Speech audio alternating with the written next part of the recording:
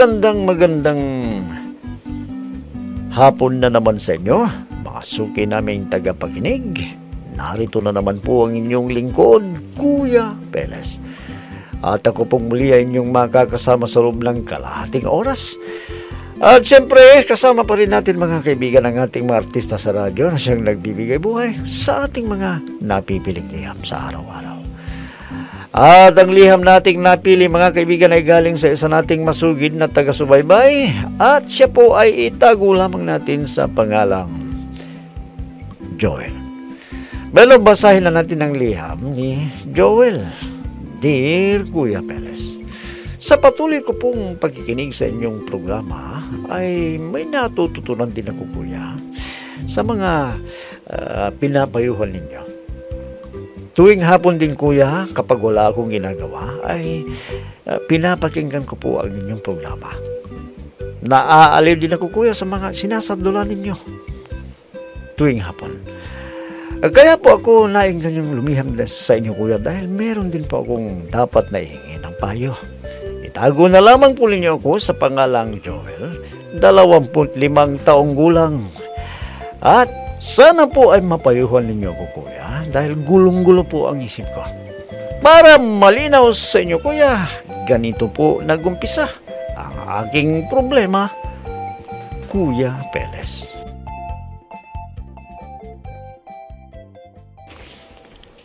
Lumayas na kayo dito. Wala kayong silbi. Ano ka ba naman? Kung makapagsalita ka, parang pinalala mo lang kami ng anak ko. Totoo naman hindi ba? May trabaho din ako May trabaho din ang anak ko. Kaya hindi mo kami palamunin dito. At ako, may trabaho din ako Bisit kayo sa buhay ko. Lumayas na kayo dito. Bumalik na kayo sa inyo. Bakit? Hindi mo na kami kailangan ng anak ko? Oo. Total, hindi ko naman kayo kaano-ano Napakasakit mo namang magsalita. Pinakikinabangan mo rin kami ng anak ko Anong pinakikinabangan ko kayo? Pirwisyo nga kayo dito hindi ba? Kapag walang bigas o kaya'y ulam, sino ang bumibili? Di ba kami ng anak ko? Nagyayabang mo pa pala kapag nakakabili kayo ng ulam at bigas. Bakit? Hindi ba? Kapag walang-wala tayo, kami ang sumasagot dito sa bahay. Kaya wag mong sabihin na wala kaming pakinabang dito at hindi kami pabigat sa iyo. Tama na! Bisit kayo sa buhay ko. Bisit!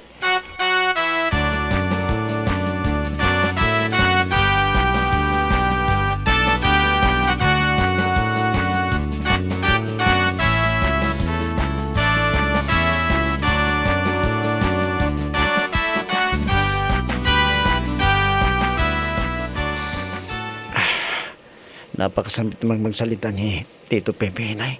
Hayaan mo na, anak. Nay, narinig ko kanina yung pag-uusap ninyo. Nasasaktan din ako, Nay. Anak? Porket dito tayo nakatira sa bahay nila. Ganun na lang yung panglalait niya sa ating mag-ina. Hindi naman totoo ang sinasabi niya na palamunin tayo dito, Minsan nga, kahit lasing siya, inaasikaso ko pa rin siya. Kahit ano, ginagawa ko. Inay, ano kaya kung umuwi na lang tayo sa atin? Pero anak... Nay, kung tutusin, wala naman tayong dapat na obligasyon sa kanya Iwan na natin siya. Napamahal na rin siya sa akin, anak. Tayo, anong ginagawa niya sa atin, Inay? Kapag nalalasing na siya, para tayong hayop na pinagsasalita niya. Masasakit na salita, Inay. Ako na ang nakikiusap sa iyo, anak. Pagpasensya mo na si Tito Pepe mo. Kung hindi ko lang kayo niisip, Inay, na makasaktan kayo, matagal na akong umalis dito.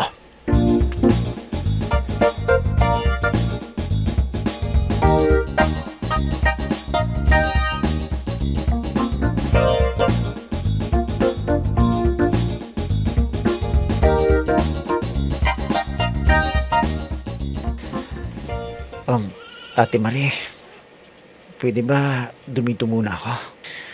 Bakit? May problema ba, Joel? Oo, ate. Pinagsasalitan kami ng masasakit na salita ni Tito Pepe kagabi. Na palamulin dalawang kami ni inay. Ano? Sinabi niya yun? Oo, ate. Minsan, gusto ko nung patulan eh. Dahil naaawa na ako kay inay. Naku, Joel. Yan ang huwag na huwag mong gagawin. Para di kayo palayasin ng inay. Pinalalayas na kami, ate. Kagagi pa. Kawawa nga si inay eh. Grabe naman pala. Ang Pepe na yun, ano? Oo, grabe talaga siya, ate. Lalo na kung nagagalit. Para kaming walang silbi sa kanya eh. Samantalang kapag nalalasing siya, ang inay ang nag-aalaga sa kanya. Oh, yun naman pala eh. Bakit siya ganun? Ewan ko ba doon, ate? Hindi naman natin ganun yung Tito Pepe na bago silang magsama ni inay. Pero ngayon, grabe na kung magsalita, ate.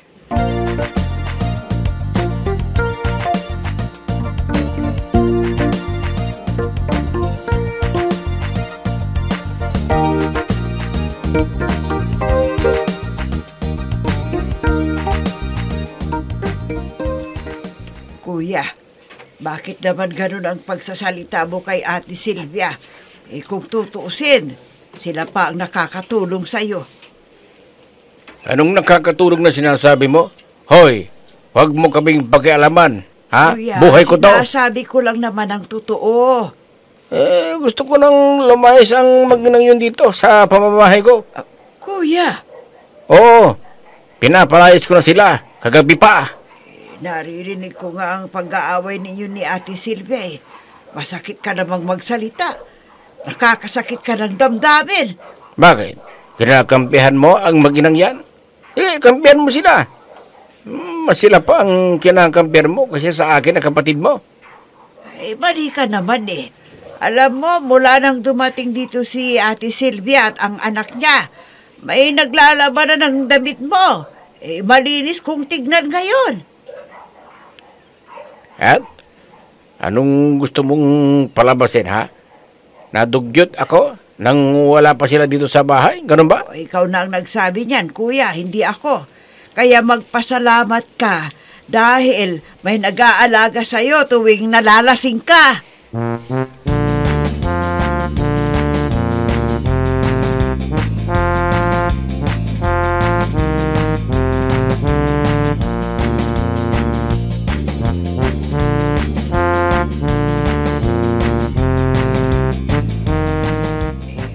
Pasensyaan mo na si kuya ha, kung masasakit na salita ang sinasabi niya sa'yo at ng anak mo. Wala yun. Sanay na kami ni Joel eh. Pero ako ang nakakarinig sa mga sinasabi niya. Nasasaktan ako. Hayaan mo na. Dahil kapag hindi naman siya lasing, matino naman. Papaano kung nalasing? Hindi ako naniniwala ng isang lasing hindi alam ang kanyang ginagawa. Alam mo, ang taong lasing, alam niya ang ginagawa niya. Mahina lang ang katawan niya, pero alam niya ang ginagawa niya. Kaya nga, ako na ang humihingi ng pasensya para kay kuya.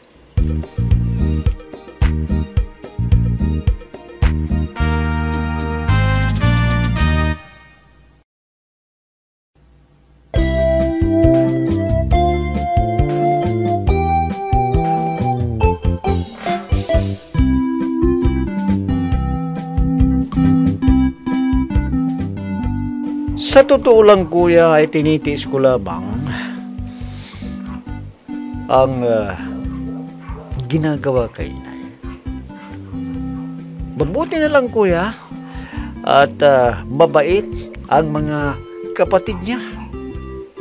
At isa pa, kuya, kung uuwi naman kami ng aking anak, wala kaming lugar sa dati naming bahay. Kasi nandun na rin, kuya, ang dalawa kong anak na may pamilya na rin. Kaya tinitiis ko na lamang, kuya, kahit na masasakit na salita ang binibitawan sa akin. Isang araw, kuya, ay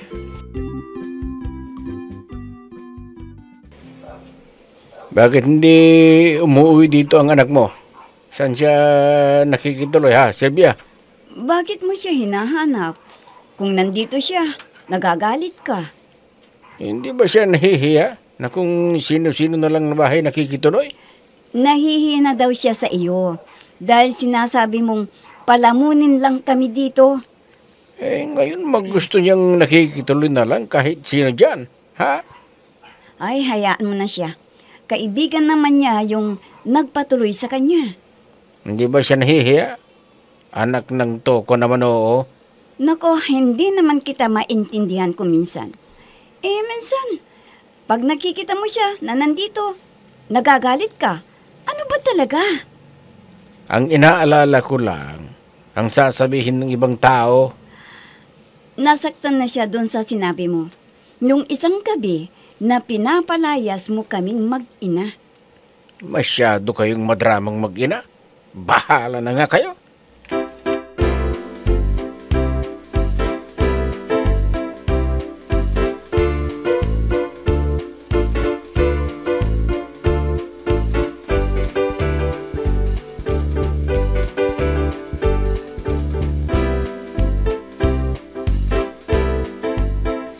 Anak, bumalik ka na doon sa atin, sabi ng Tito Pepe mo. Inay, ayos na ako dito sa kaibigan ko. Mabait naman sila dito ni Ate Marie. Pero anak, nakakaya sa pamilya ng kaibigan mo. Inay, mas gusto ko nga dito Wala akong naririnig ng mga masasakit na salita. Kaysa kay Tito Pepe. Hindi ba naapektuhan ang trabaho mo? Ay, hindi naman po, Inay. At huwag kayong magalala. Okay lang ako dito kay Ate Marie. O sige, basta kung gusto mo nang umuwi doon, umuwi ka na, ha? Inay, hindi ba kayo sinasaktan ni Tito Pepe? O hindi naman. Kapag nalasing lang siya, hindi maiwasan na magsalita ng masasakit. May araw din yun sa akin, Inay. Basta wag lang kayong sasaktan. Dahil kung hindi, mapipilitan akong gumawa ng masama sa kanya. Anak! Opo, Inay. Kaya mag-iikad na lang kayo doon. Kung kailangan nyo ako, kung kailangan nyo ng pera, magsabi lang kayo sa akin. At bibigyan ko kayo.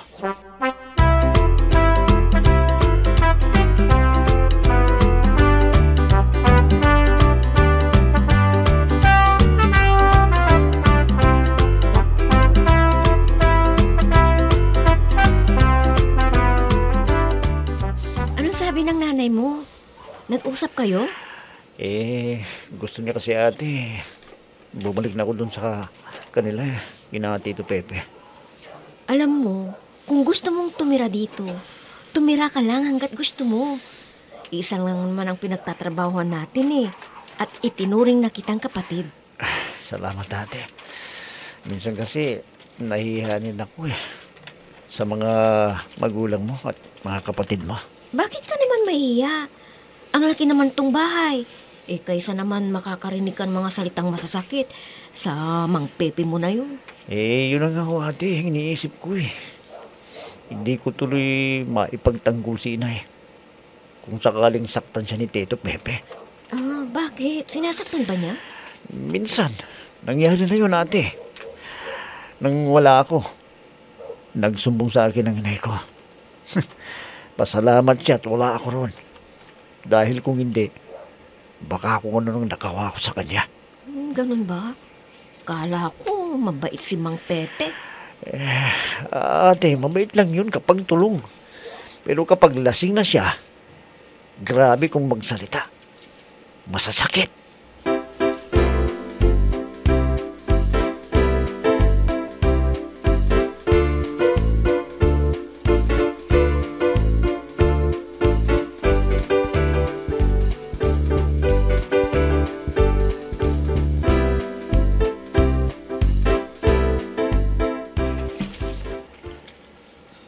Buisip talaga Wala man lang ulam dito sa bahay.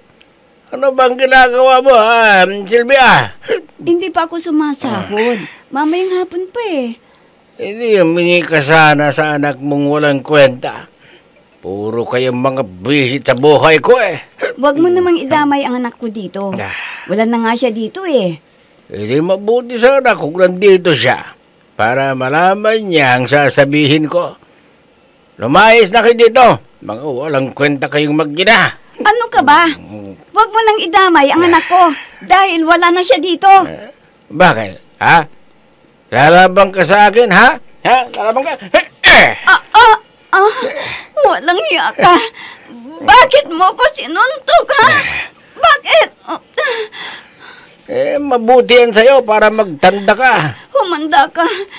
Kapag nalaman ito ni Joel, hindi ko alam kung anong gagawin niya sa'yo. Sige, tawagin mo yung anak mong walang kwenta at magsubukan kaming dalawa. Tawagin mo siya!